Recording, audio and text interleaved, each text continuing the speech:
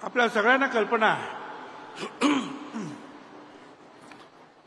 या सरकारनं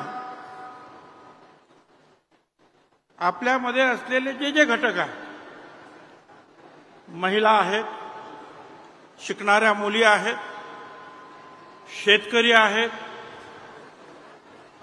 वेगवेगळे समाज आहेत, त्या सगळ्यांसाठी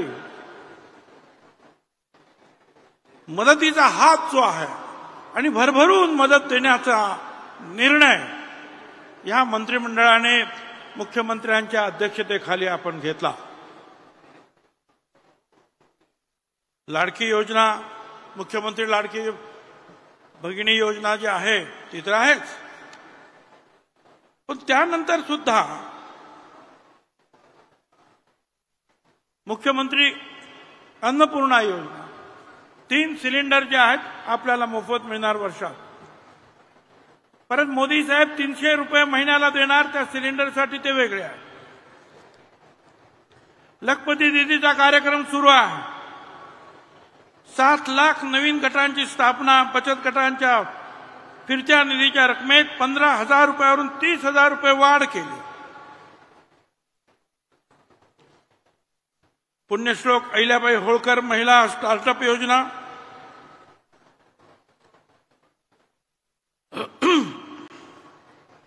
त्याचं आपण आयोजन केलं. आई योजनेअंतर्गत पर्यटन क्षेत्रातील महिला उद्योजकांना 15 लाख रुपयापर्यंतच्या कर्जावरील व्याजाचा परतावा देणार. 10,000 रोजगार निर्मिती होणार. आणि आणखीन महत्वाचं म्हणजे आपल्याकडे मुलींना शिकवण्याच्या बाबतीमध्ये थोडासा आपला पाय मागे जा.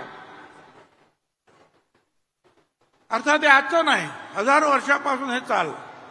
आता सुद्धा तेच. मुलीला लग्न झाल्यावर तू जाणार आहेस, काय करायचं शिकून, मुलाला शिकवा. सावित्रीबाई फुल्यांनी, महात्मा ज्योतिराव फुले यांच्या नेतृत्वाखाली पहिल्यांदा मुलींची शाळा काढली.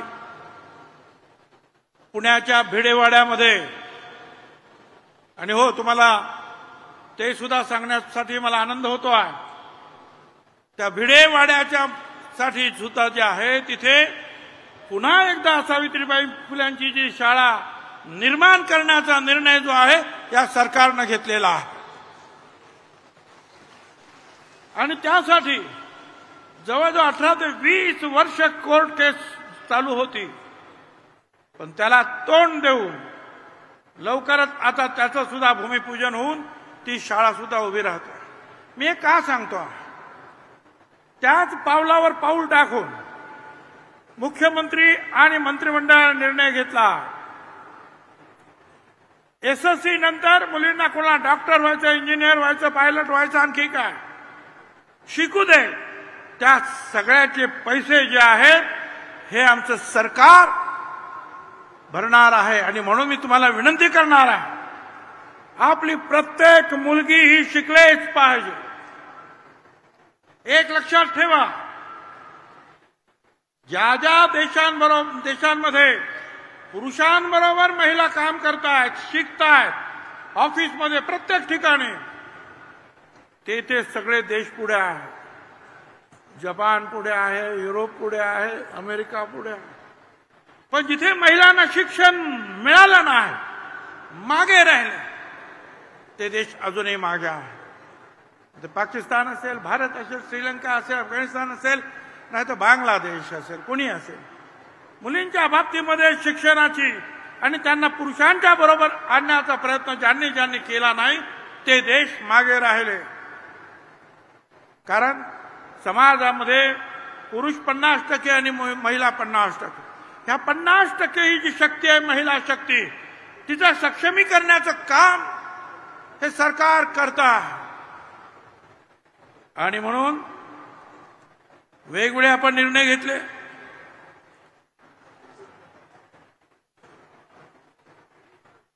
अनेक गोष्टींचा उहापोह मुख्यमंत्री करतील, उपमुख्यमंत्री करतील. शेतकऱ्यांना मोफत वीज देण्याचं काम आपण केलं. मागेल त्याला सोलर पंप, तीर्थयात्रा योजना सुद्धा मुख्यमंत्र्यांनी आखली. प्रश्न असा आहे की आजपर्यंत जवळजवळ 1.25 कोटी महिलांना या राज्यामध्ये त्यांच्या खात्यामध्ये पैसे पोहोचलेले आहेत. 1.25 कोटी, 1,25,00,000 भगिनींच्या खात्यामध्ये पैसे पोहोचलेले आहेत. आणि आतापर्यंत जवळजवळ 2 कोटी अर्ज जे आहेत एकूण प्राप्त झालेले आहेत. आणि तुम्हाला खात्रीने सांगतोय, या सरकारनं जो निर्णय घेतलेला आहे की आम्ही एक पाऊल पुढे टाकलेला आहे, प्रत्येक भगिनीला 1,500 रुपये महिना, ते पाऊल कदापि मागे घेतलं जाणार नाही. पैशाची निर्मिती कुठूनही आम्ही करणार. त्यासाठी वाटेल तेवढे प्रयत्न झाले तरी ते आम्ही करणार आहोत.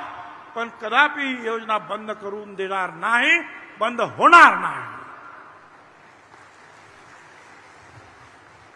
एक घटना मागच्या 8 दिवसामध्ये झाली. दुर्दैव आहे, बदलापूरची घटना. माणुसकीला काळीमा फासणारी योजना, जी काही घटना झाली त्या घटनेचा आम्ही सुद्धा म्हणजे निषेध करणार, प्रत्येक जण करणार, या देशातला प्रत्येक जण करणार, आम्ही सुद्धा करणार. एवढंच नाही तर त्यात पोलीस आणि अधिकारी जे जबाबदार होते त्यांच्यावर सुद्धा उपमुख्यमंत्र्यांनी ताबडतोब फडणवीस साहेबांनी कारवाई केली. आणि आमचं सुद्धा म्हणणं आहे, लवकरात लवकर ही केस झाली पाहिजे पूर्ण, आणि त्या नराधमाला उलटा टांगून फाशी दिली पाहिजे. समाजामध्ये एक मेसेज गेला पाहिजे की यापुढे या महाराष्ट्र ज्यात छत्रपती शिवरायानं रांधाच्या पाटलानं महिलावर बलात्कार केला, महाराजांनी ऑर्डर केली की त्याला माझ्या समोर हजर करा आणि हातपाय छाटून टाकले. तो हा महाराष्ट्र आहे. निश्चितपणे त्या नराधमाला सजा होणार.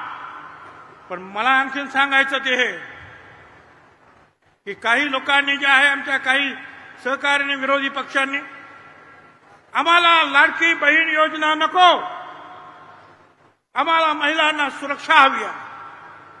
होय, खरं आहे, महिलांना सुरक्षा देणार 100%. घटनेचा सगळ्यांनीच निषेध केला, सगळ्यांनी ठरवलं की कडक कारवाई करा.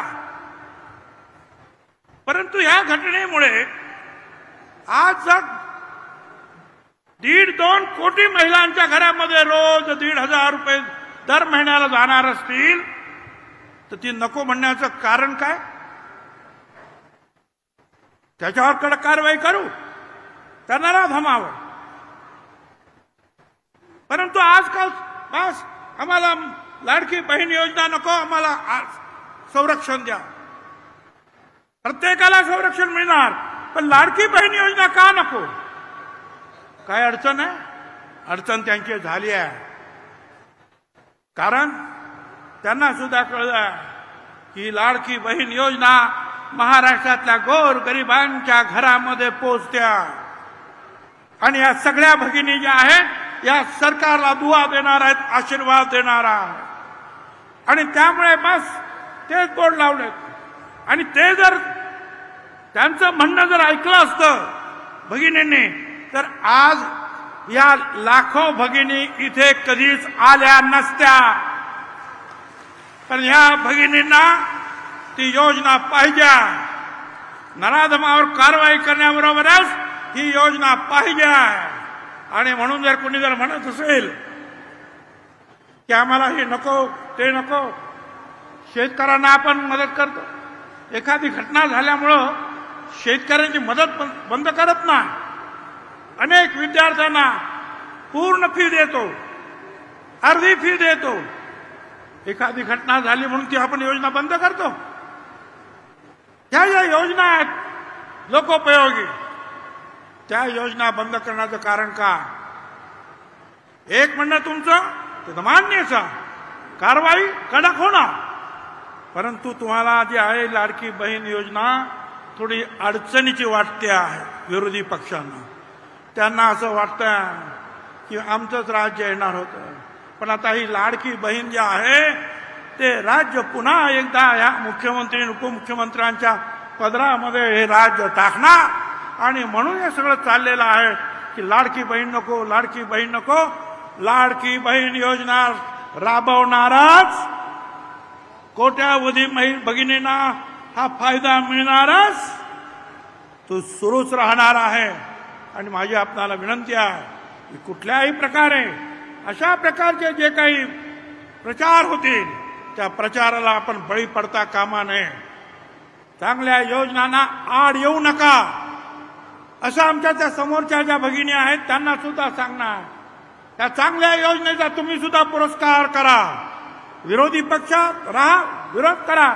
चांगल्या योजनांना विरोध करू नका, प्रोत्साहन द्या. एवढंच त्यांना मी सांगू इच्छितो आणि माझं इथे मी थांबतो. धन्यवाद.